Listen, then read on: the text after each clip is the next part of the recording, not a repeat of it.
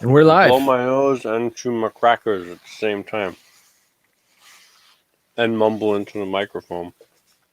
Hello, everyone, and welcome to episode 157 of Retro Fandango. Anybody out there? Nope. Can we just do like something professional just once? Just a little bit professional? Just do a little Who wants that? professional. I got a Like question for you. Okay. All right. You said, what did you say? You said you had music class in your schools. Yeah. I never had that. Like, I never studied any kind of music because they didn't offer it to us. We had music class in elementary school, but it wasn't studying music of any kind. It was just singing songs. I mean, they'd line us all up and say, sing the song, and teacher would play the piano. So we never studied any like musical notes or how to like play an instrument or anything. Okay. But we did have Bibles, and we had to read a lot. Yes. And I was just talking about this with my kids the other day, so it's fresh in my head. In fact, it started out with me thinking about this restaurant, this fast food place that was near my house. So I started doing the Google Map thing where you go in and you go to the street view and you start zipping around to see what's there. And I was like, oh, yeah, okay, that's still there. That's still there. And I got to my school. And so I started telling my kids stories about going to elementary school and how we had the fence. Because my elementary school was in the middle of the city. We didn't have any sort of school ground, any like park, like what do you call it in English? In Japan, they always call it the ground. Schoolyard. The schoolyard. Thank you. By the way, I have no idea where we're going because we went from music classes to the Bible, and now we're in a restaurant in Jersey. Oh, we're all over. Yes. That's right. So I'm waiting for this question that you're about to ask me. Oh, did you? What's the question? I'm getting sidetracked by No something. kidding. It's 6 o'clock in the morning. I've had a couple of crackers and then a little sip of tea. My brain's not quite up to speed yet. I'll tell you about that fast food place too. But in my school, we had the fence. Yes. Did you go to Catholic school? Yes. When you were a kid? Okay. So I'm curious about, there's my question. So I'm curious about the level of Catholicness in your school system. Okay. We didn't have a schoolyard. We just had a street that would be blocked off. They would take out some of those wooden barriers you put to block the road. Oh, really? So after lunch, we would be allowed our yard time. We would just be able to mill back and forth in this one little section of road outside the school. So they'd block off the streets and no cars would come through. And we would just walk for 15 minutes or whatever, just amble around. But the one thing that they put their foot down about was running. You were not allowed to run. So outside the school, there was this big fence that ran the length of the wall. And if you got caught running, they would tell you, stop, and you get on the fence. You had to go stand there on that fence. And kids, like when they were on there, they would stick their arms through the bars like they were Jesus and like crucify themselves. So it was pretty funny. Kid. Did the kids have to face the fence, or were they allowed to face the playground? No, you were allowed to face out, so you could see the fun that everyone else was having. Were you allowed to talk as they to were anyone? Walked back and forth? Were you allowed to talk to anyone? They kind of spaced you out, so I suppose it'd be difficult. I was only ever put on the fence once. I was in the 3rd grade. I remember this very clearly. And I wasn't really running. It was just a friend of mine did something. And like I just chased after him, like a couple steps. But then I felt it, get the tap on the shoulder. And what they did is they made the 8th grade students like patrols. They had these little sashes and badges and things.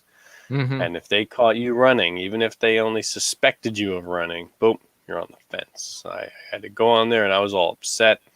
I started like getting all misty eyed and I don't want to be on the fence. and they had to call my older sister later on to like calm me down and stuff. That was the only time I ever got put on the fence. A fence got hit by a car too. We went to school one day. There was a big dent in the fence, or a car ran into it. Catholic school. Right. So, what's the question now? Any weird stories from your Catholic upbringing at school? Are there any Like, weird stories? There's tons of weird stories, but Yeah. if you're asking what my Catholic school, I went to Catholic school from kindergarten to grade 6. And in grade 7 and 8, I left that school because I was getting bullied too much. Imagine that, me getting bullied. Whoa. And I went to a public school where the bullying was a little less. It Different wasn't kind as of bad. bullying. Yeah, it wasn't as bad. Like I was only, instead of getting like punched and beat up, I was only getting told to kill myself, which I can handle. I can handle, people telling me Man. that I'm not wanted and I should go kill myself versus getting actually physically beaten. Is this So- all just because you kept talking about your computer games and how the PC Oh, was better? that was huge, man. The fact that I did not have a Nintendo and I only had a Commodore 64 was like, that was like there were certain jeans you could only wear, right? Levi's, right? You could only wear Levi's and they had to be red tab. You didn't have to wear a Levi's. uniform? Nope. Catholic school? Nope. Oh. They weren't. I think they got rid of the uniforms. I think well before I got there. But So there was red tab. Well, this was at public school, by the way, too. So red tab jeans was what you had to wear. What's a red tab jean? Well, Levi's with the red tabs on the back pocket. It had to be a red tab. If you got an orange tab or a purple tab, that was like, those were cheap jeans. You needed the red tab jeans. And then I needed certain kind of shoes. There was 3 kinds of shoes that were acceptable. There were Reeboks, there were Nike, and there were Converse. If you were caught wearing Adidas, that was it. Adidas were like 80s, early 80s shoes. They were not the proper shoes to carry on into the new decade of the 90s. No. And there was just all sorts of dumb rules like that.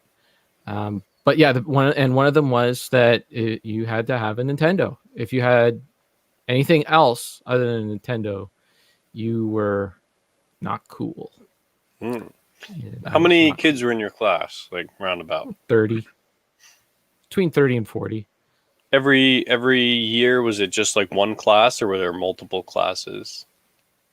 In elementary school? Yeah. Yeah, it was just the one class, and Just you one class. would take different classes, but it was all with the same kids. Right. I mean, there wasn't like 2 first grade classes or 2 second grade classes, just the one. No, just the one. There was, I think, like there were younger grades. Like there was a boom of kids that had come in because they just built the new neighborhood and that. So there were younger grades that were going through that. But I was, older. I was in the Okay. Because my school, there was only the one class per grade. It was kind of a small school, so maybe there weren't as many kids to bully. I don't know what your experience was. Yeah. Well, I was just like, I refused to grow up, for one thing. Like I was a kid, like when I was in grade 7, I was still into like toys and, cartoons. I would get picked on for watching cartoons all the time, all sorts of stupid stuff. I was into Ghostbusters, that just wasn't cool. Like you had to be into, rock music and, I don't know. I still don't know what's cool. Whatever the older kids thought was cool. Sports. I was no good at sports, so that was a huge thing. And I liked video games, but I didn't have the right video game console. It was all sorts of stupid stuff. So that's why we had uniforms at our school, so the kids couldn't make fun of you for your clothes. Everybody had to wear the same thing. Yeah, but don't kids find a way anyways? Like your Of course, uniform isn't exactly right, or you got the last year uniform, you didn't get this year uniform. No, I don't think we ever got flack about uniforms. It'd just be more your personality. It's like, oh, you're into this and not that. Pfft, whatever. Yeah. Well, and, I didn't really have any issues with my classmates in elementary school. It was more just the faculty. Sister Lucy, our principal, would come by and like pull your hair if it was too long or something until you get a haircut. Yeah, that's because you were a cool kid. That's why you can't relate to movies like 8th grade. I guess not. What's up, Deke Hey, Williamson? Deke. Buddy Deke. Thunder Bay Arena Rock. Go check it out. Check out that blog. Bet you Deke never got picked on in school. He was always a cool kid. Guarantee you. None of the picking. I never felt out of place until I got to high school. Yeah, and I went to Catholic high school too. So kindergarten through high school had to wear uniforms. Wow. And my uniform in elementary school was a yellow button-down shirt, brown tie, brown pants, brown socks, brown shoes. A lot of color. For 9 years. Okay, let's get to what we're going to be talking about in this episode. Oh, this is fun because I didn't look at what you put in yet. Well, I haven't been doing much. So I guess me not doing much, that's what we're going to talk about. Then down in movies and TVs, we're going to be talking about Mad Max 2, The Road Warrior, something called High Score. Richard possibly wants to talk about the Democratic National Convention. I put it there in case. I wasn't sure what you'd put in, and that's what I've been doing. So. I'm curious because you never want to talk about politics, and I did not watch it. So a little bit of Star Trek, the original series. Then I watched The Running Man and Blue Thunder, which are two movies I want to talk to Richard about. So let's just get the house cleaning out of the way. Quick Save Club is playing Fallout New Vegas still. The game keeps crashing on me. I keep trying to play it, but damn. CC Prime's playing The Witcher 3, Wild Hunt. And RF Gen is playing Elite Beats Agent and Rhythm Heaven. I'm not reading Deke's comments until I get through this because I don't want to get distracted. August for Fandango, we are doing Netflix movies. We're watching The Old Guard, Extraction, and In the Tall Grass. Next month in September, we're doing Stripes, Revenge of the Nerds, and Major League. And in October, it's good. This is when Curtis takes over for Halloween. We're watching Trolls 2, The Troll Hunter, and Ernest Scared Stupid. Trolls is the theme. Mm-hmm. Then in November, we're doing coming of age 3-pack with It's Rocket Sauce. We got Stand By Me, Dead Poet Society, and Curtis suggested Dazed and Confused. Have you ever seen that? No. First of all, why are we letting Curtis have so much control over every just a suggestion. Month? He just suggested it, so we don't have to do it. It was just a suggestion. I've never seen. I shouldn't say I never seen. I did watch it a long time ago, but I think I was half asleep. I don't remember a damn thing from it. I can't picture this because every time I hear, I know the title, and every time I hear it, I confuse it with that Fear and Loathing in Las Vegas. No, what is Dazed and Confused? That is like there's you see, this is part of the reason I don't think I enjoyed that movie is because this is what kids would do when I was in high school. They'd go have bush parties. Parties? Yeah, you just go pick, like, that's what we call them. It was a bush party. You go pick a spot in the bush or in the woods, as you Americans like to call it. Americans like to call it the woods, but here in Canada, we call it the bush. You go out in the bush, you build a bonfire or some sort of fire, pitch some tents, and get some alcohol and hang out there and drink. And that's what this movie is about. It takes place in all in one night. That's all I really remember about it. But people do. This is one of those things you have to have grown up at, like in the countryside to enjoy. I don't think so. I think people from the city like it. I don't know. Well, I cannot relate. While I was being the cool kid in elementary school. I imagine you were very cool. I was the last one in my class to get an NES. I had to get the Super Mario Brothers board game before I got an NES. Yeah. I didn't even get the NES, so I didn't even get a video game console. First video game console was a Super Nintendo I bought in college off of a classmate for $30.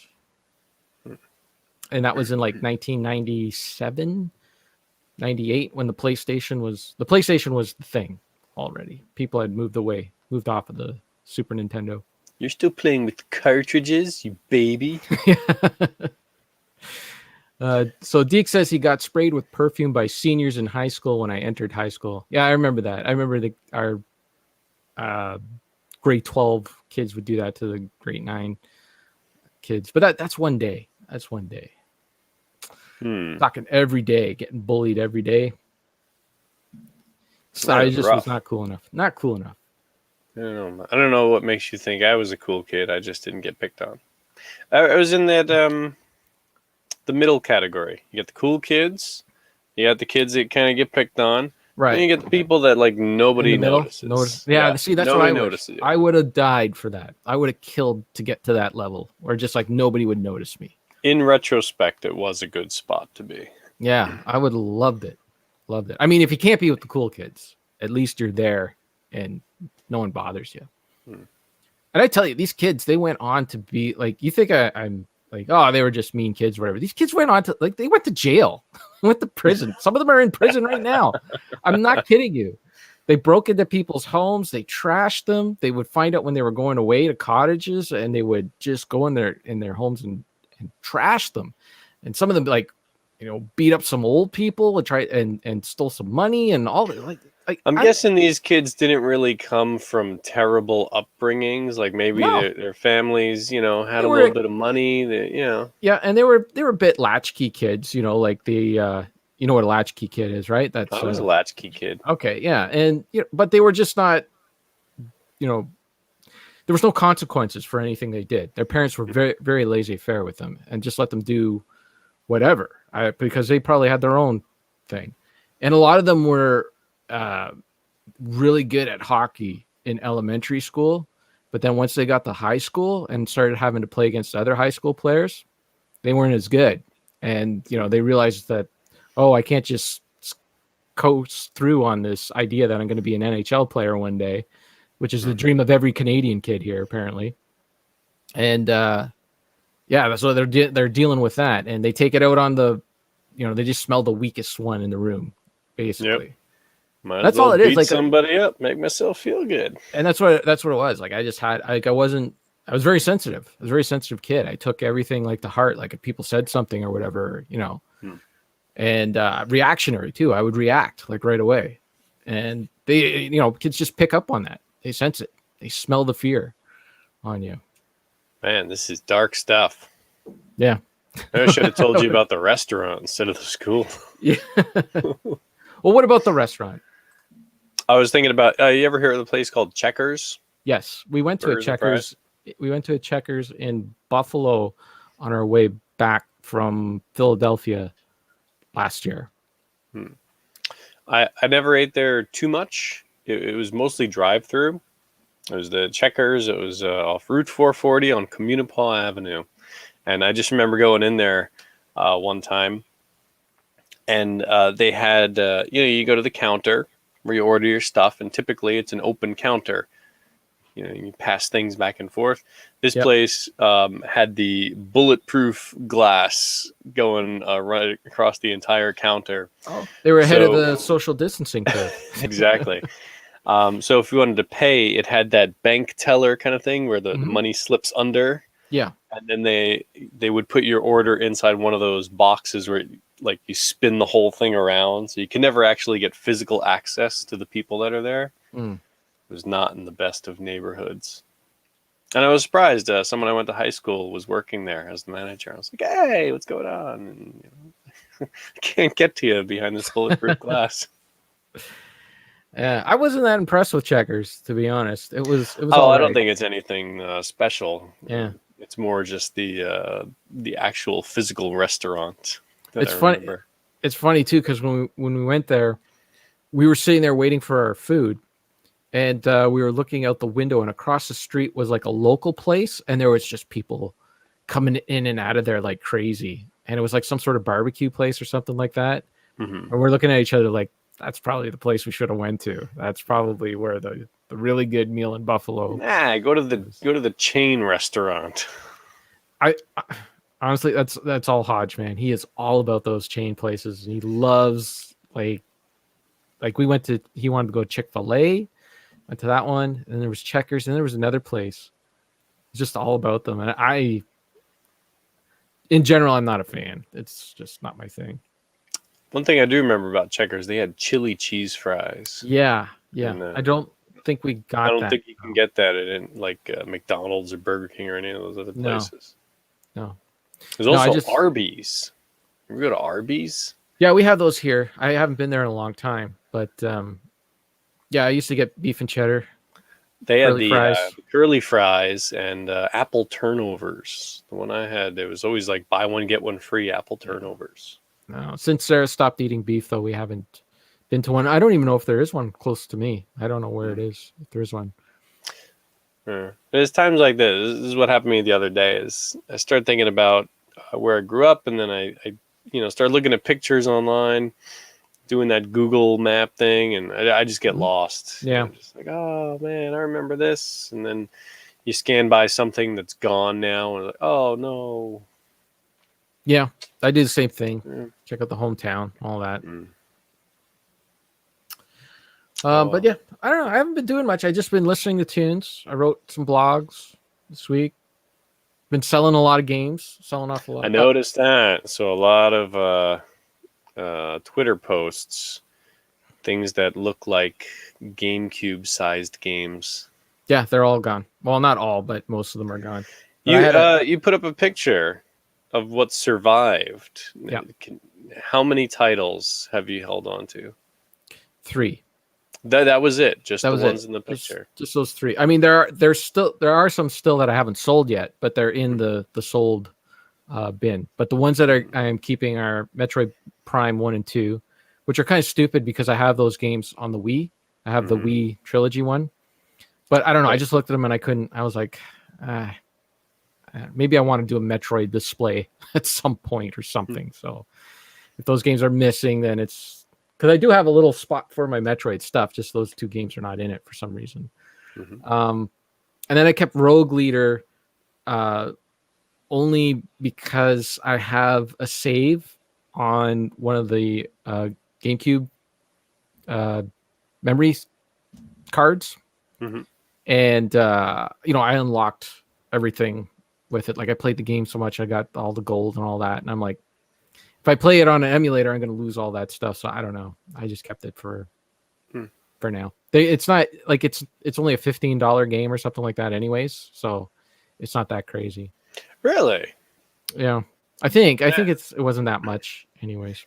Nintendo gets more money than Star Wars.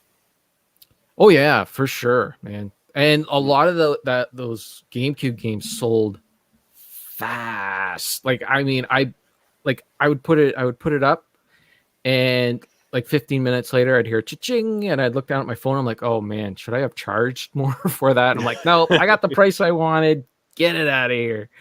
Yeah.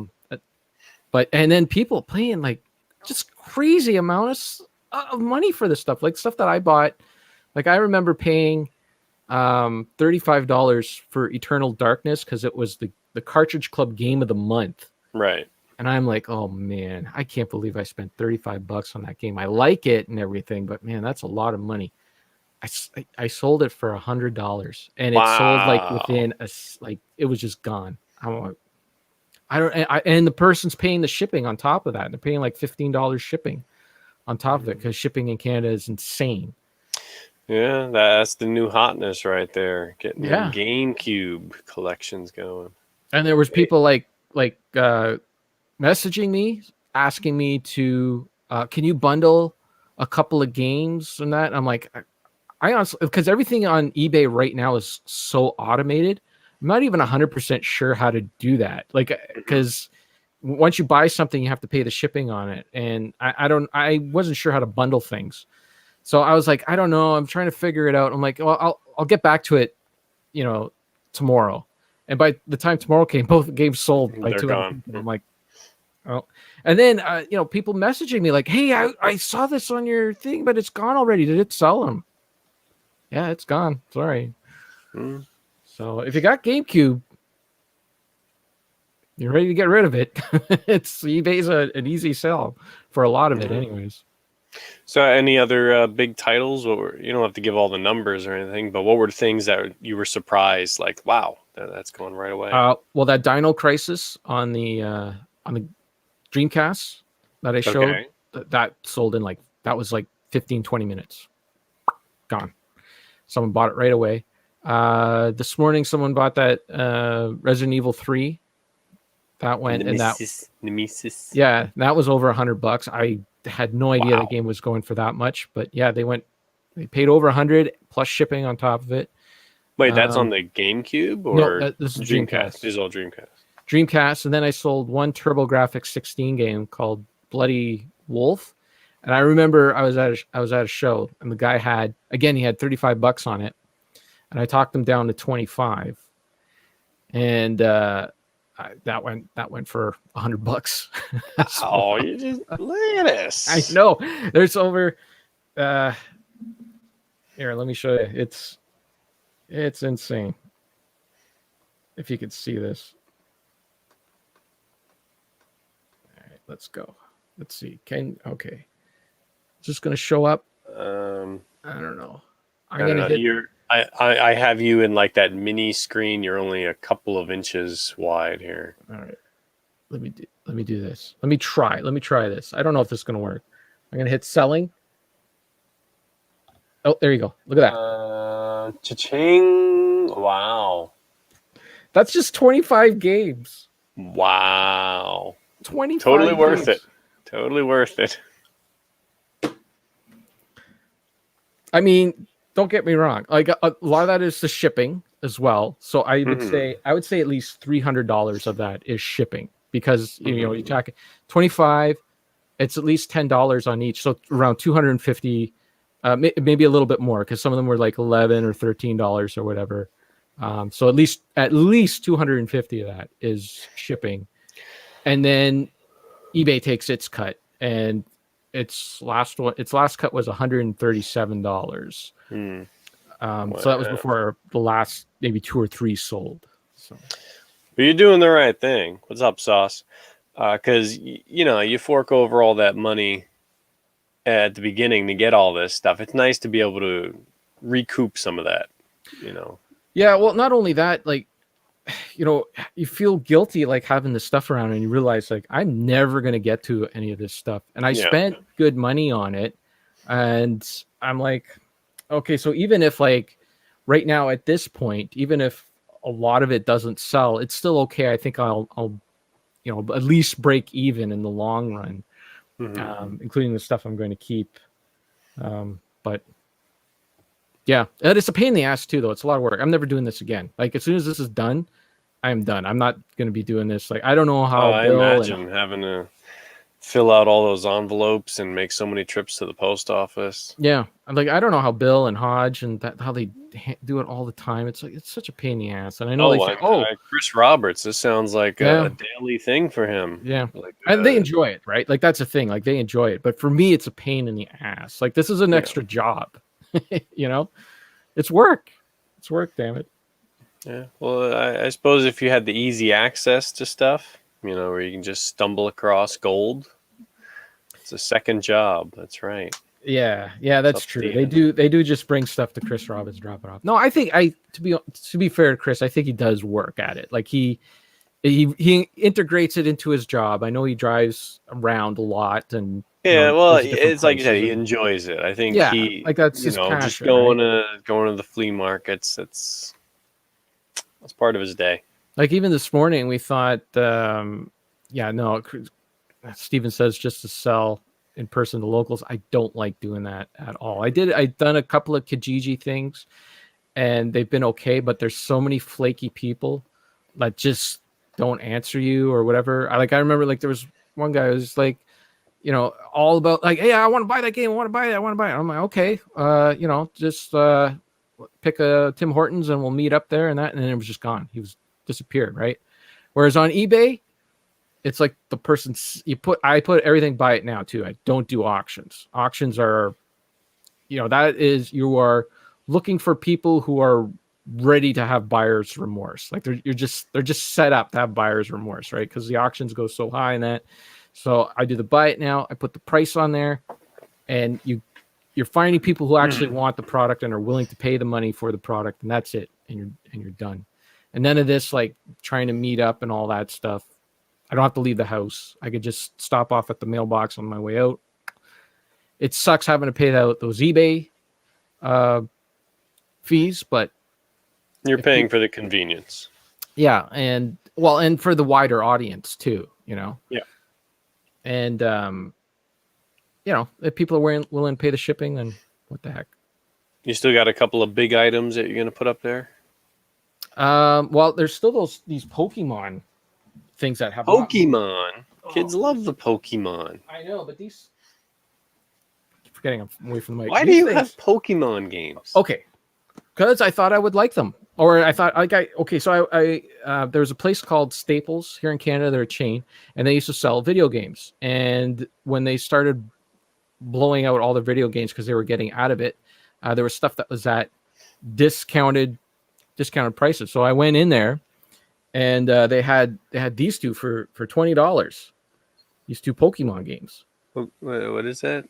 So it's Pokemon. So they're Canadian. So I bought them, and it turned out that they're the French versions. It's Heart Gold and Silver. Silver Soul and Gold. Silver. Okay.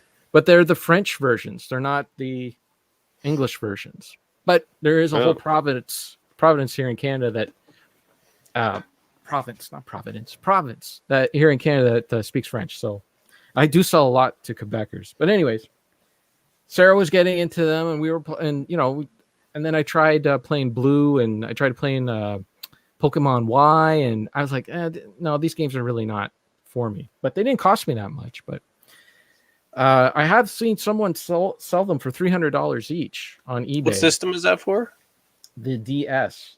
Okay. Because it comes with it's everything, right? Like it's still sealed.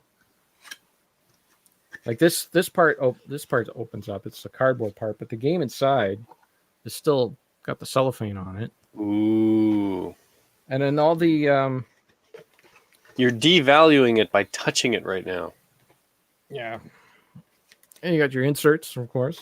And then see, it's got this Poke Walker thing. It's still all wrapped up in there. What's a Poke Walker? Steven just said something about that.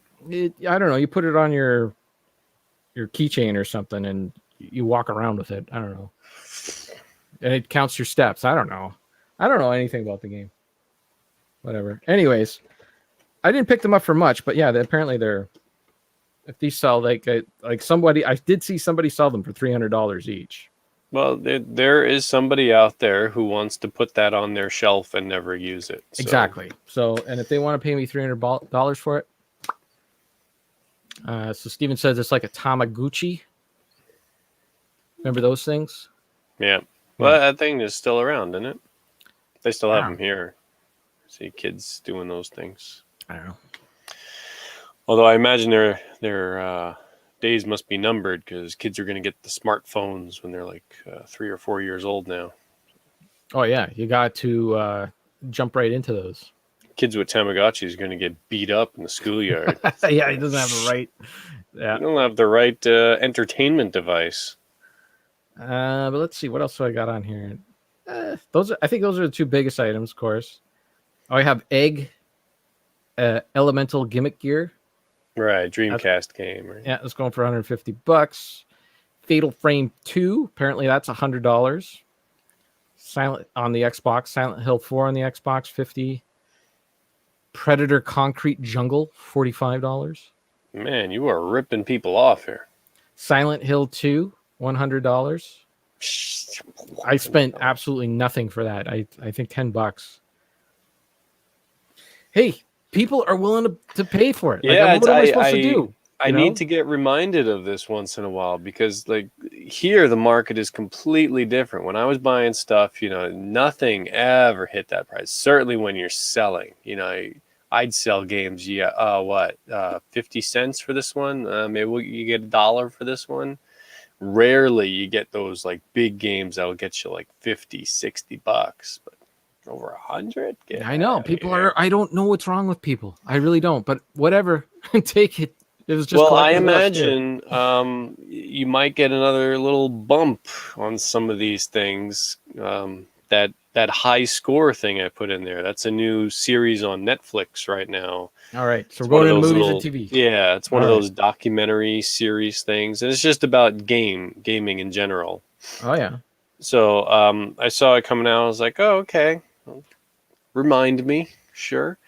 And then it finally debuted a few days ago, and I looked down at the list of episodes, and it's, you know, all the standard stuff: Space Invaders, Donkey Kong, Pac-Man, you get into the Nintendo, and it's going into the Sega and all that. And I was like, okay, I've kind of heard all these stories already, you know, watching YouTube for the past 15 so it's years. a series?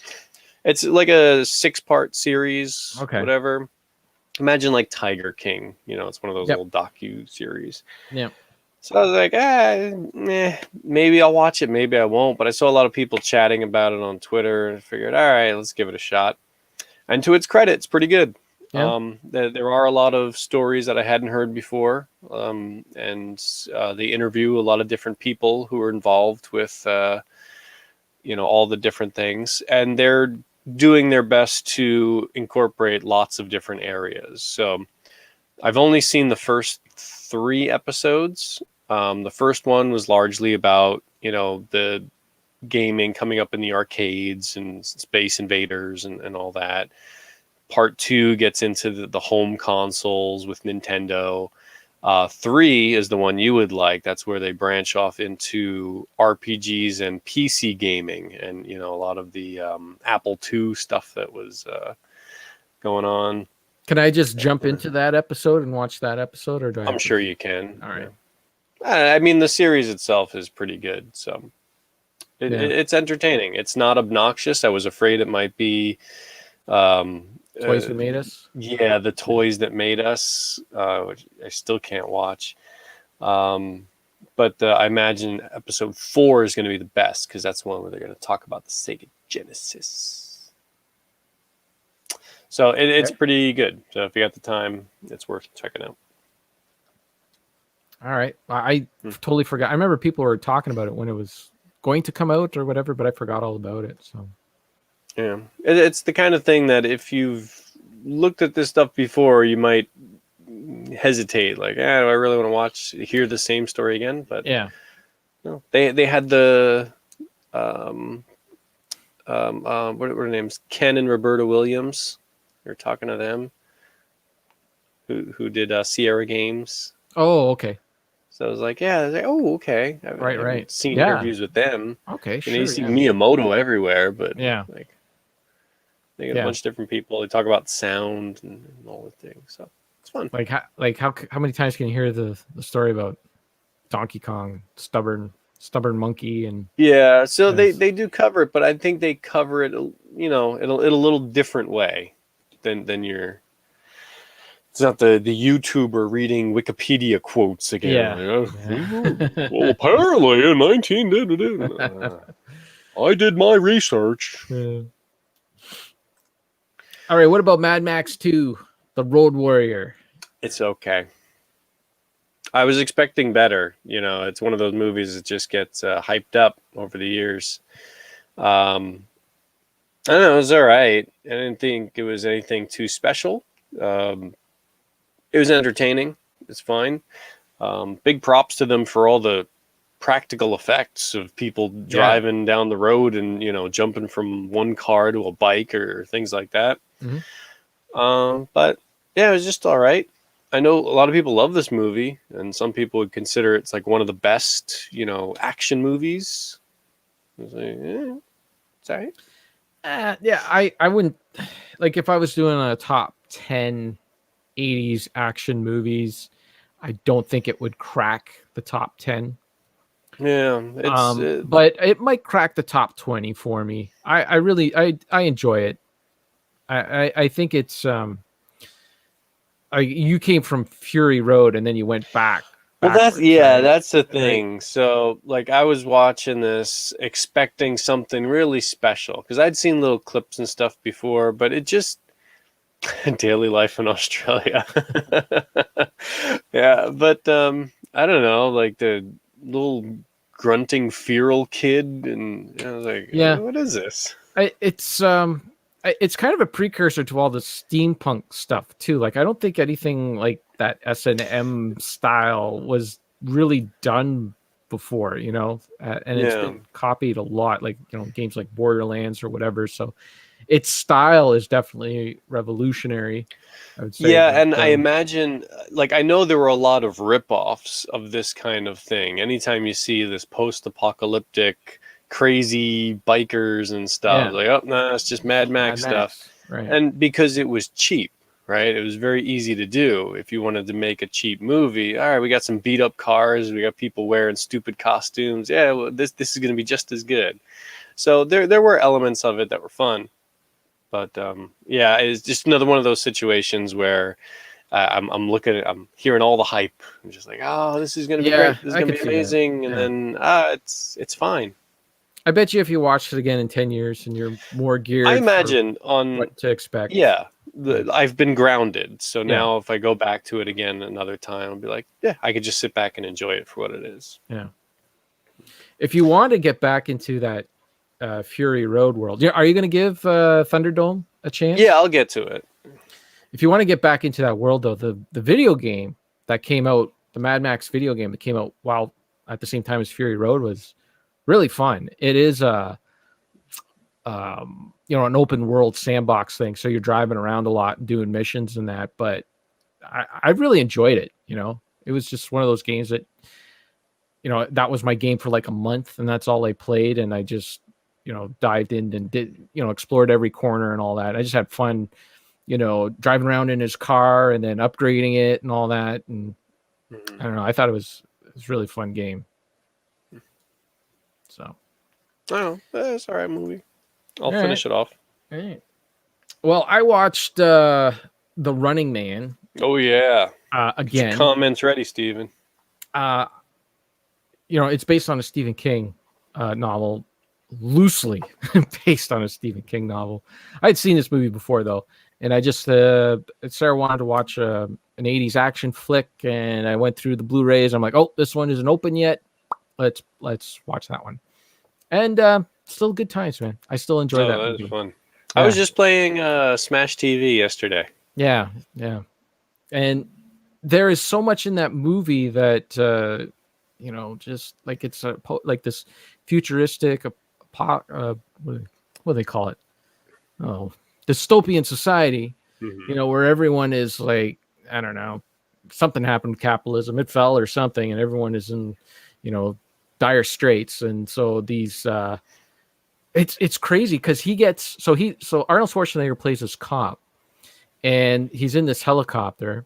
He's a pilot, and he's with a group of other guys, and they're flying in the city where there's riots, and the guys are telling him like, hey, take out all the rioters. And he's like, no, I do not do this. I will not kill them.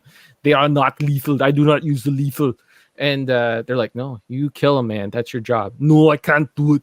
So then they, that's when they slap him and, you know, put him in cuffs and arrest him. And that's how he ends up in these games and that.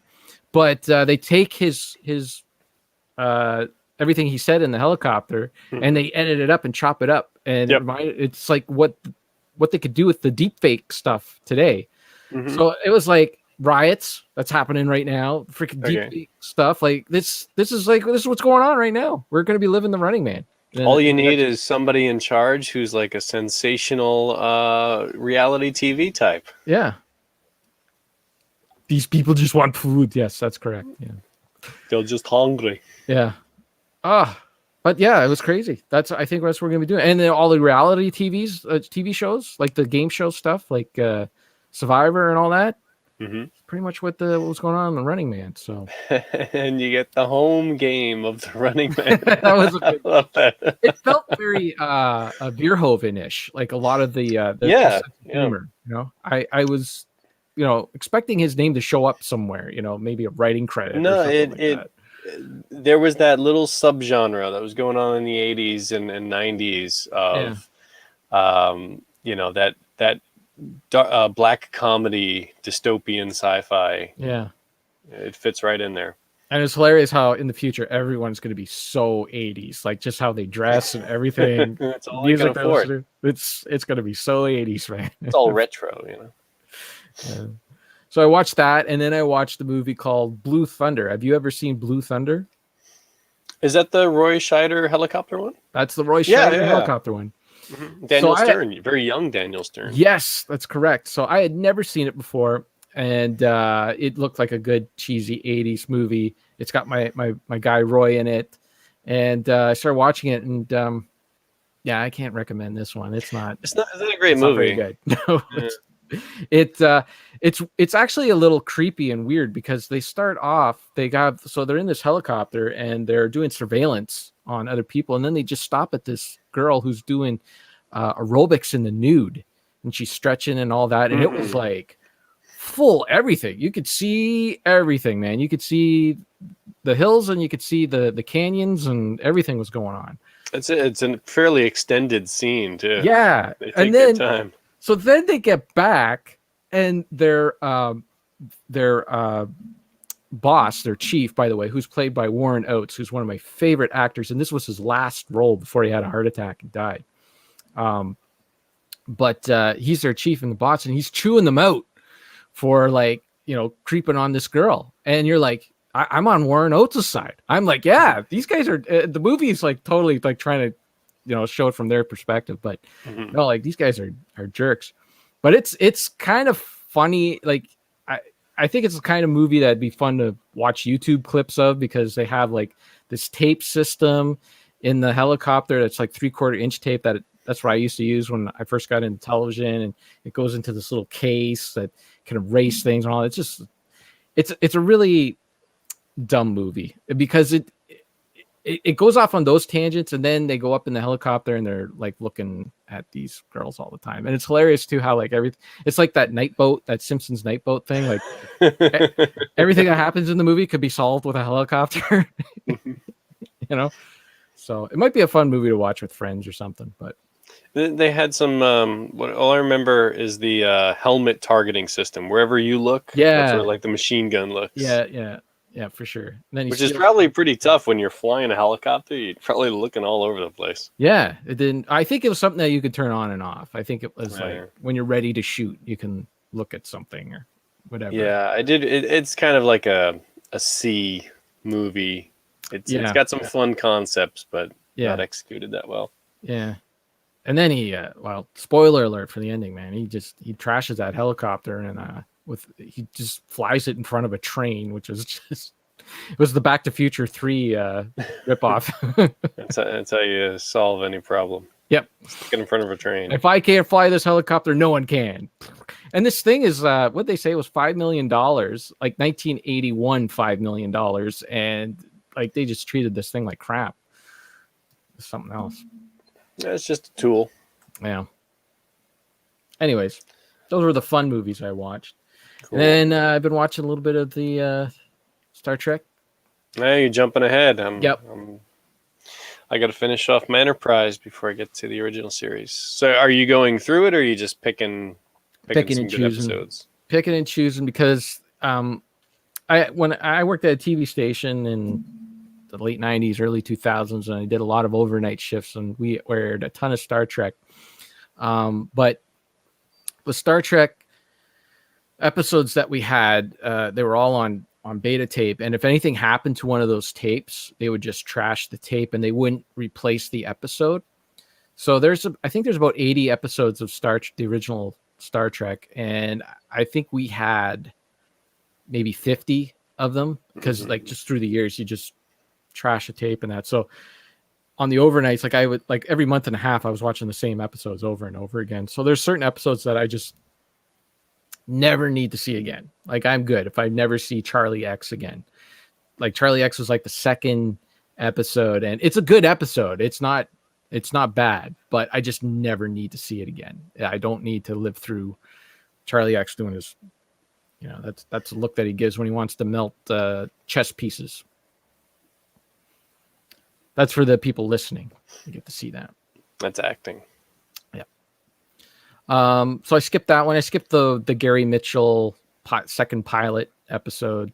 where he has telekinesis. So I skipped that one. I went right to the Man Trap, which is the one with the alien beast that could suck the salt out of people because it needs salt to survive. That's Salt a good is one. Good. That's a good one. And I didn't know this. I was reading that it's actually the sixth episode that they shot, but when NBC aired it, they decided to go with that one as the pilot, like the first episode to air, because it was like a monster episode, and they thought, oh, this is the best one to start the series off with. So I always gave that like everyone credit for like right off the bat, like everyone seemed to be like right into who their character is and everything like that. But turns out it was the sixth episode, so no wonder why they had a couple episodes under their belt by that time. But still, it's a good one. So I watched that one. I watched the one with Nurse Chapel's fiance built some androids. Remember that one? No, I'm fuzzy on that one. They go down to Nurse Chapel's. I think it was her first episode on the show too, because everything's a little bit out of order at the start. But because she, at the end of the episode, she decides to stay with the crew and stay on the ship. But she was in the previous episode on the ship already, so things are a little bit mixed up. But her fiance is like the Dr. Noonien Singh of the Dr. the original series. Yeah, whatever. That guy. Noonien Singh. That's right, Singh and Soon. Okay, so he's he builds androids. So it was actually these alien guys that built the androids a long time ago, and he wants to take the he basically wants to replace all humans with androids, so no one will ever have to die. Everyone can live forever. Right. Yeah, and so he builds a Kirk, and there's two Kirks walking around, and there's a lot of two Kirks walking around in the very first few episodes. A lot of episodes have Kirk. They put Captain Kirk on that big spinning thing, and they spin him around, and that's how they create a Kirk. That's how they create a duplicate of Kirk. And it's got this barrier in between the two Kirks, so it's easier for them to split the screen. Right. Well, that was a money saver, I was like, we got this actor. Yeah, he plays. Come on, can't you play another role? And then I watched the one. I watched the one where Kirk splits into two, and you got the good Kirk and the bad Kirk. Mm-hmm. And the bad Kirk one is the one that gets all like the memes and everything. Like everyone wants to point to Shatner's bad acting, and they post those memes and that, because it is really hokey, like when he does the evil Kirk stuff. But when he's good Kirk or modest Kirk or whatever, like that's some good acting there on his part. Like Shatner's really, like he, when he, I don't know what to do. I can't make decisions anymore because the decision part is in the evil part of Kirk. But good acting doesn't translate to funny 1.5 second meme, Right, yeah. Like I remember when the Star Trek Discovery was coming out, and a lot of people were like, going to those things and posting like, oh, this is what they're trying to, this is what original fans are trying to protect, or this is what they're complaining about. Meanwhile, the real show, the old show, was crap, and so, and it's like, okay, yeah, you could take something out of context out of any show and make it look bad. Like there's really, I mean, I'm pretty sure you could take stuff out of context on Better Call Saul and make it look bad. Yeah, you can take anything. Hello, Chris Roberts. You missed all the selling talk on. Oh yeah, Kevin was giving out all his tips and tricks. I wouldn't say that. I wouldn't say that, but we did talk about it. So you're stuck in the middle of Star Trek talk. So yeah, get ready for the next message. Bye, guys. I think that's all I watched. Like I was kind of doing a little bit of a phaser count too, to make a point that how they hardly ever use phasers in the show. Well, it's expensive, but they do actually use phasers quite a lot. There's at least one phaser fight in every episode. But I haven't seen, out of all the episodes I watched, I haven't seen the Enterprise shoot at another ship or anything yet. It's just been Mm-hmm. people shooting at each other. And this is the first time too I watched. They did these in 2007, so that's how long it's been since I watched the original series. But this is the first time I watched it with the new special effects. Yeah, I still haven't seen. I'm sure I've seen like a little bit here and there, but They're a bit of a mixed bag. It's really cool. Like for instance, do you remember when? Oh yeah, I watched that episode too, where everyone's frozen on that planet, and then it's some disease or whatever, and you got that Irish guy that's singing. He locks himself in the engineering section, and he takes over the ship from engineering, and he's singing that song. So then Scotty needs to shoot. He needs to drill a hole in the wall to get to the door circuits to open it up so they can get in there. And on the originals, on the original show, he's like using a phaser to like cut through to get to the circuits, but they never like had a phaser, like a laser there, laser there. It was always just like something burning on the wall. So in this, when they redid the effects, they actually put the laser there, so it looks like he's actually drilling through it. So that kind of stuff is really cool. But then all like the exterior ship stuff and that, you can tell they really. it just looks out of place.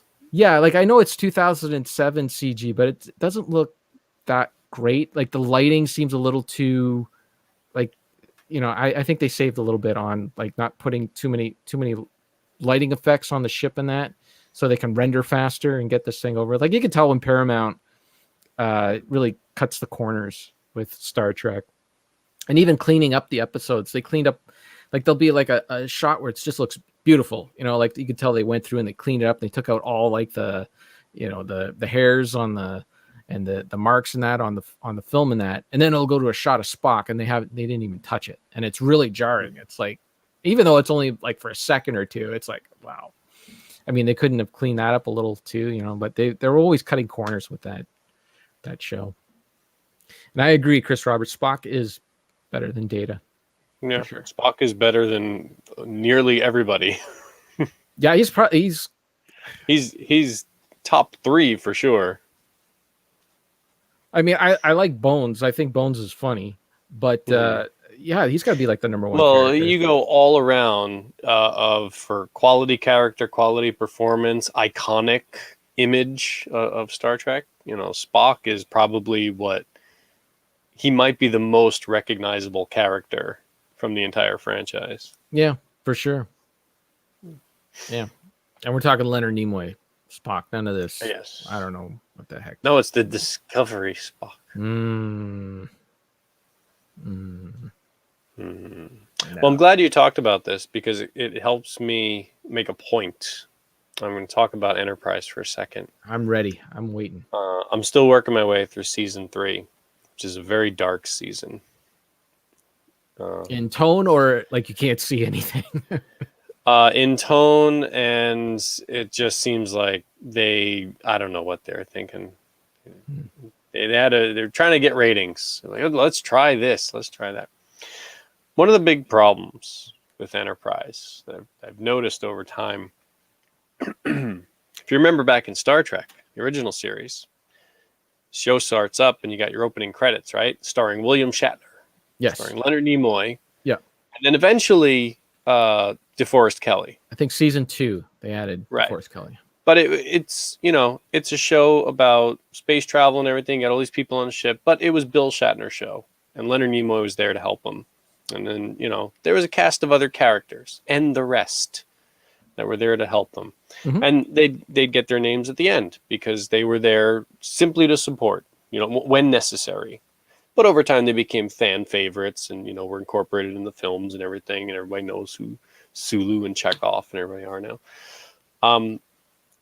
Then you got Next Generation. You got a whole big cast, like 7, 8, 9 characters, right? And they're all in the front.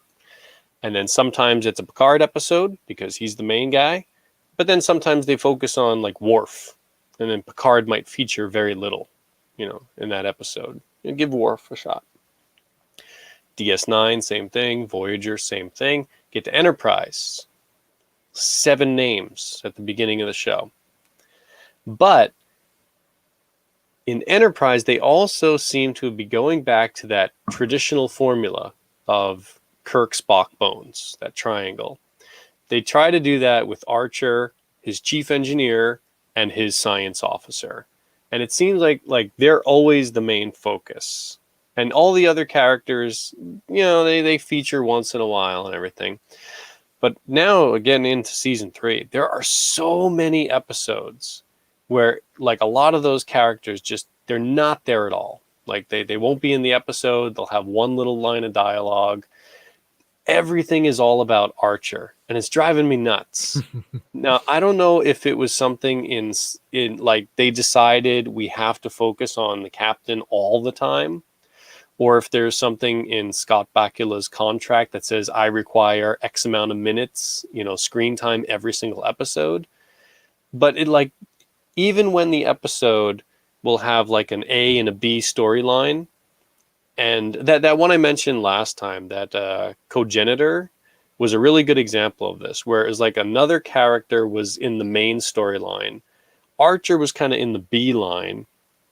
And then they also had a C, which went nowhere. It was like a complete waste of time. But you really want to focus on the A story. But they kept cutting to Archer in this B story. I'm like, why do they keep doing this? Like, there's no point in dragging this out because I need more information on this A. It could be good if they focus on that. But it just seems like they have to include him in everything. And it's getting very tiresome. Because if you want to make it him and his show, don't put all those other characters in there as being, featured characters. Just let them show up when they need to be. But it's very odd. It's very odd. Crazy decision. So you got your weak writing, you got your tired premise, you got your bad acting, and then you got like we have to focus on this character all the time. Still watching it though. I don't know why you are. I'm gonna get through it. I don't know. I'm hoping it gets better because I've heard a lot of people say that season 3 is like the stinker, Yeah. And even this, they screwed up the whole thing of like they're going into this crazy place where the laws of physics don't apply and like all this weird stuff can happen. They're still doing like, time travel back to Earth, and we're gonna be cowboys in this episode. Yeah, that was my issue. Like it's like we've done this already. Yeah, like the original series was the original series. Like everything in it you hadn't seen before, and then the next generation, of course, rehashed a lot from the original series, but they would have their own ideas too. Like I mean, I know the holodeck was sort of in the animated series, but I mean, they really you hadn't brought it out in a proper way. Yeah. They took the ball and ran with it in the next generation. Klingons were very they were mustache twirling villains in the original series. In this, they like really like fleshed out the Klingons. Well, again, another thing I've mentioned is the weak writing. I've noticed that most episodes, like the vast majority of them, are written by the producers, are Rick Berman and Brannon, whatever the other guy's name is. But it seems like they're writing like every episode, and they've got the right beats. Like, this is the conflict. This is the the moral core of this, but they just don't write it fleshed out very well. Another thing is Archer exposition. There'll be like a kind of a critical component where you think that would be a great scene, but they don't shoot that scene. They just have Archer talk about it. So it's like it should be. This is like what Sulu, what George Takei would complain about, like not getting his close-ups and lines, and then Shatner would say it. Would take it, right? Yeah. It seems like they're doing a lot of that, where it's you should have put that scene in there. That would have been more interesting and more organic. But instead, cut to the scene afterwards, and Archer is just saying, "Oh, the doctor told me this, and his experiment didn't work," and da da da da. Show that, I don't know. They just listening to Rick Berman talk about at that point, like they were completely burnt out. Like they had nothing left. Like, because they were doing that, They were supporting the movies. Like, can you imagine? Like, you're writing, like, the Next Generation started in 1987. Here you are in what, 2002? And it's been constant. You're on the fourth show. There was 2 series going at the same time for a while, since DS9 started. And Next Voyager. Generation and DS9 were at the same time, and then DS9 and Voyager overlapped. Yeah. So, I mean, you had all those shows, plus they were doing the movies as well. They were responsible for all the movie stuff. And then finally they were able to like take a huge break after that show. But that's why I try not, like, I don't want to be so hard on it, but it's kind of hard to ignore the mistakes. But it's the show that nobody wanted and nobody really wanted to do, but they're trying, and it's just not. Well, Universal/Paramount had UPN. They wanted Star Trek on that channel. They needed a flagship show, and they thought Star Trek was it. And I don't know. I salute you for going through it, but I'm curious. I just want to find the good, and occasionally there are some good episodes. There are some well done areas. I see some B minuses on your rating system, but I don't see a lot of A's or anything. No, there are some fundamental flaws that they just haven't been able to get over. Anyway, my point was with the Next Generation and the original series was that they would give you stuff that you hadn't seen before. By the time even Voyager, I'm sorry, but by the time you got to Voyager, I mean, they tried with that Species 8, whatever. Yeah, they just sent them far away to give them an excuse to come up with some new aliens and new worlds and stuff, but it's all fairly the same. Yeah, and it was still the Borg, and well, they fell hard on the Borg. Well, we need something. Yeah. And I mean, just you got to give me something new. Even if it's Star Trek, even if it's something similar, as long as you got the interesting characters and style. To me, that's the Orville, man. The Orville is like it does borrow a lot from all of Star Trek. Like there's stuff that I saw on Orville. I'm like, oh, that's a cool idea. And then when I was watching Deep Space Nine again, I'm like, oh, that's where they got that idea. Like there was one where it was this planet that only showed like it was kind of out of phase and in phase with our dimension. It would come around a star and then it would show up and be here for a little while and then it would disappear. And it would disappear for like in our time for like a day as it would go around the star. And when it would come back, it'd be like 800 years later. Right. Huh.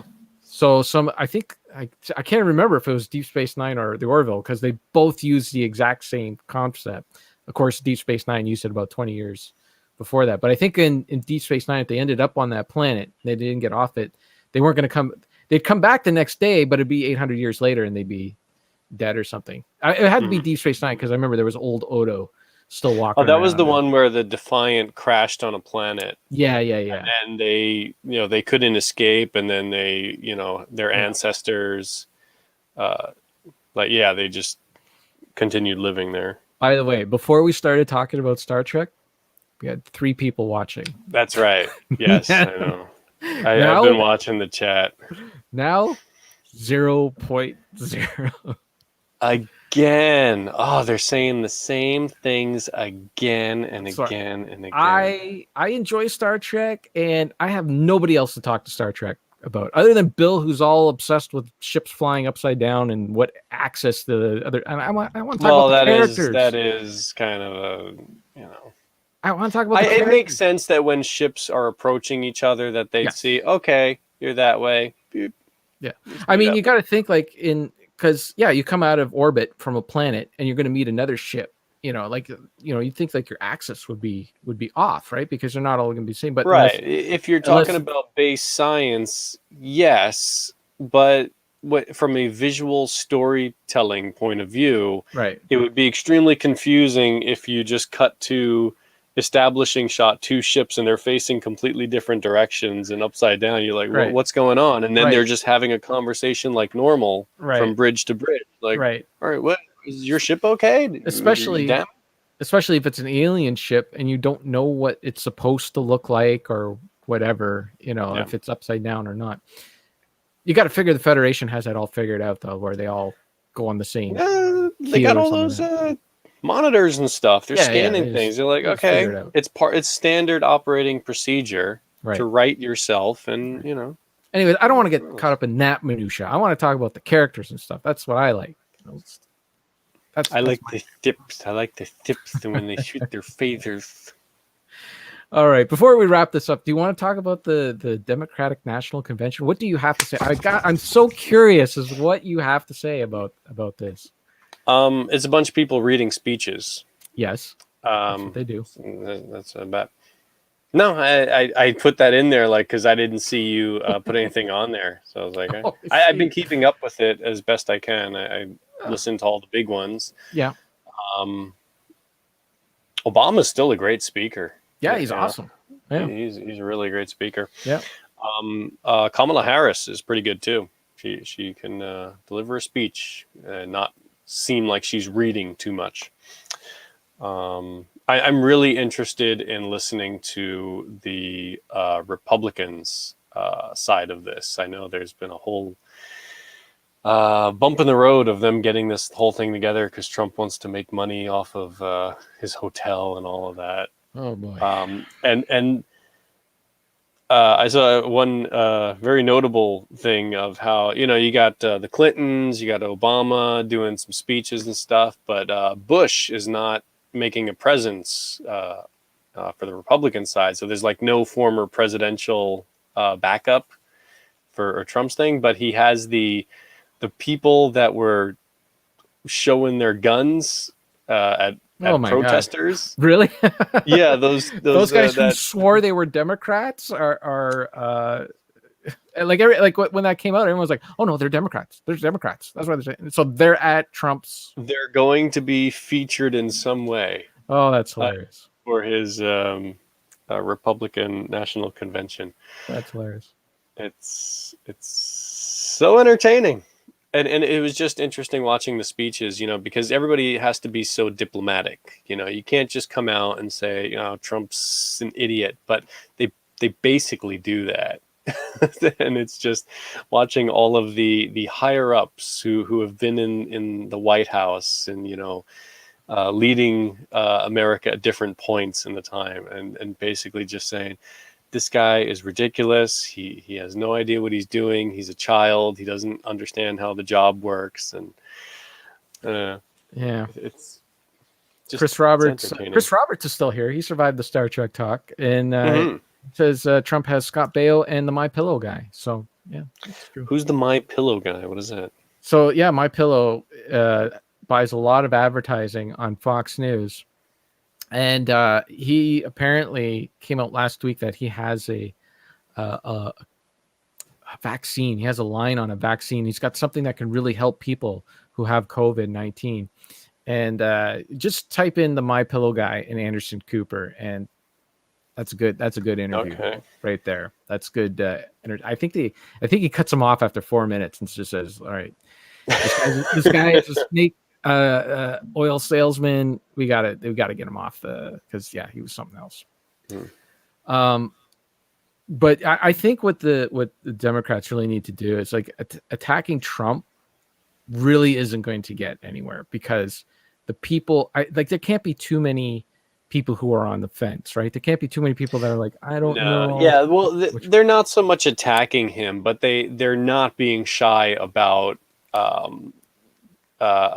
giving their opinions of his performance. And, no problem with that. But I think what they really need to focus on is getting people excited about something to go out and vote. It's the laissez-faire people. It's the people who feel like as if their vote doesn't matter, that don't really care too much. Let's be honest. The reason why a lot of people got motivated to vote for Obama was that they wanted to see the first black man as president. And they wanted to live through that moment. And I think that motivated a ton of people to get out there and to vote. At least more people to vote for him than Mitt Romney or John McCain. And those votes were close. Those were close. Those elections were not that far off. I like John McCain though too. I thought he had some problems, but I mean, he was a pretty good guy too.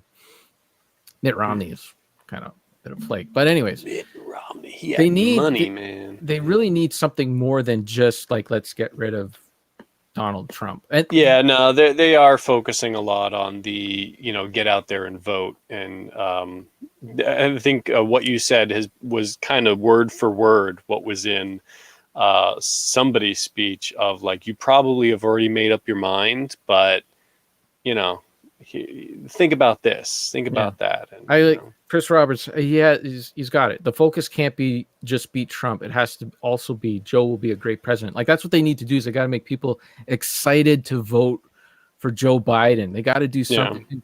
They need. Well, they're doing the heartwarming stories. He lost his wife, he lost his son. Right. The single dad who would commute long hours every day just to be with his kids. And there was something that came up very recently. There was a kid who had a speech impediment, who stuttered, and he met Joe Biden. He gave a little speech that was.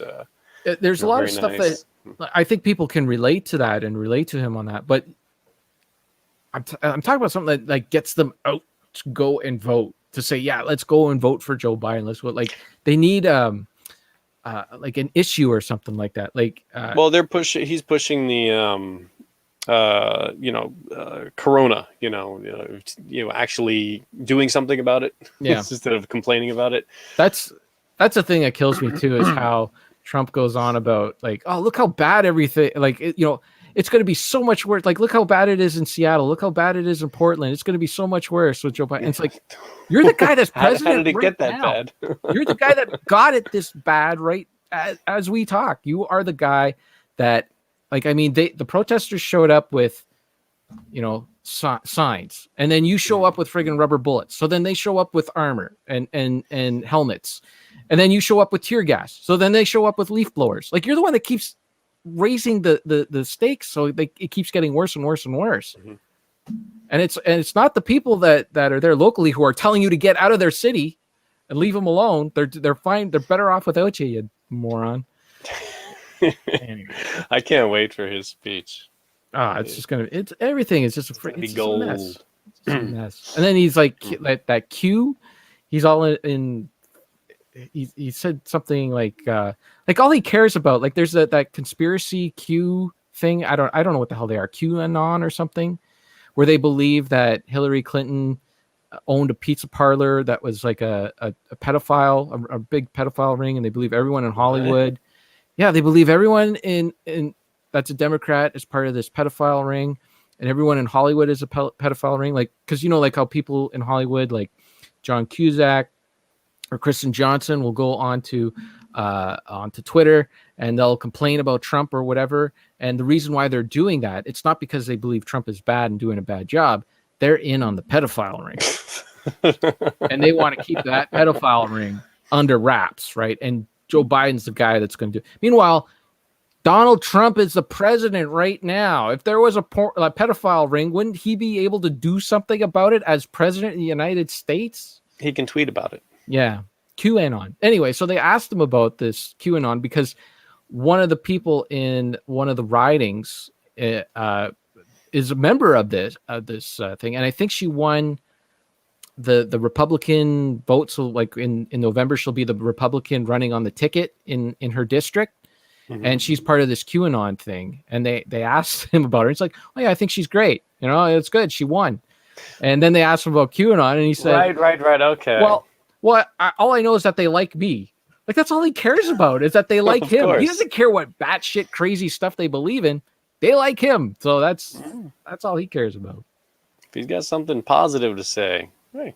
Yeah, they like me. So yeah, I'm good with them. Lemons to lemonade. There you go. But really, I mean, I hope that the Democrats find like something to get people really charged. Like make it pot. Make it pot is now federally legal, and that will get people out to vote. Something like that.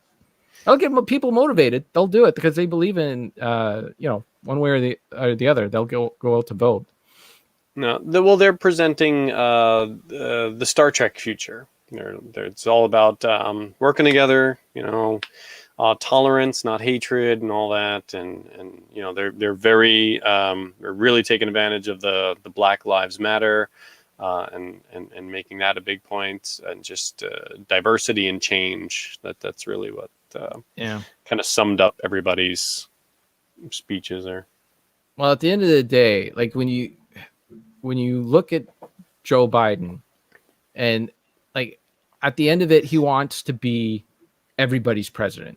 You know, he doesn't single out people. He's like, I want to be everyone's. Whereas Trump doesn't care about anyone. He cares about his friggin' base, and he wants to rule those people, and that's it. He doesn't care about anyone else. Yeah, that was another. And he knows that, like, if you unite people and bring them together, like he'll lose that election. Because he's just too. Well, that's the whole thing with the post offices and why it's making everything more difficult to vote. Yeah. Just, you know, as long as my people can get out there, that's all I need. Like you look all those other people, they're going to be messing with the numbers. They're going to be screwing things around. Oh, and that's going to be illegal voting. Yeah. That's why it's got to be a landslide. It's got to be like just a no question about it, Joe Biden. Because if it is anything close, forget it. It's going to be a complete shit show. It's going to be one for a long time. It's going to be a mess. It's going to be people carrying guns going in there and getting him out of there. You know. Or the other way around, or maybe Joe Biden will get poisoned or something because Trump will play friggin' Putin's. Did you hear about Putin's? It's going to be interesting. Did you hear about that? Putin's opponent in the election got poisoned and he's almost dead. He's on an iron lung. Yeah. I haven't checked out the whole story. I remember hearing about somebody being poisoned. Yeah, 2020. Yeah. Chris Roberts says, watch the video of Joe Biden talking to a kid who is a stutterer. If that doesn't choke you up, you're dead inside. Yeah. Richard mentioned that one. I haven't seen it yet, but I guess I should. That's a short one. It's only like 2 minutes or so. Yeah. Some of these speeches are long, man. Yeah. But then you got poor Bill Clinton, who got like a 5-minute spot. Like, nobody cares about him anymore. Yeah, he's a bit of. See, here's the thing. Well, he has a tarnished reputation, and the people who are his fans are old now. All the younger people, they only know the controversy surrounding him. They don't care. That's part of the problem that the Democrats have. Like the Republicans are talking to one person. They're talking to white people. That's it. That's all who they're talking to. They're not talking to anyone else. Whereas the Democrats have like this big tent where they got they got the Black Lives Matter people. You got the immigrants at the border people. You got, like everybody has all sorts of different problems and all that, and you're trying to bring them all together under one tent. And it's really hard. And that's why everything is like, just seems so crazy with the Democrats, but it's not that crazy. It's not as bad as stupid Republicans. And oh man.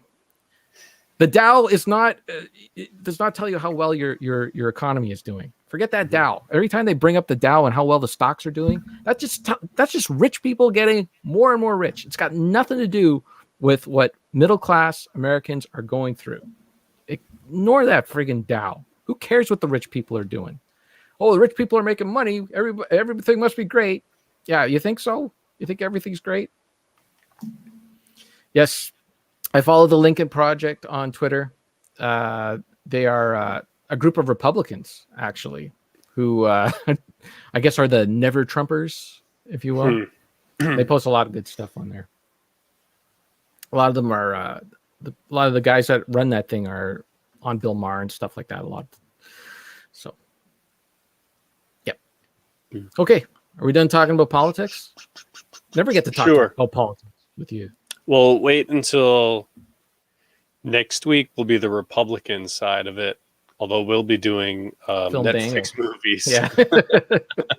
We'll be a welcome. 2 weeks from now, we can have some fun comments. What do you think about since that? all of the sketch parodies of it will have come out also. What do you think of Trump wanting? He wants to do his thing at the Gettysburg Like, that's like sacred ground, isn't it, or something? I think right now he's going to do his speech from the White House, which is supposed to be off limits, Right? because you're one party. You're supposed to be in neutral territory, and I think he's got another location that is also, federal ground. So technically, what he's doing is illegal. But he's been That doing just goes that, out like, the window. how That's many been of 4 years. Like, what did So what's his face? The guy on CNN said when he went out into the Rose Garden and he was supposed to give a press conference, and instead he gave a speech, one of his rally speeches, and he said Trump came out and fertilized the Rose Garden today. No, it's like 4 nights. You got speaker, Pence, and Trump, basically.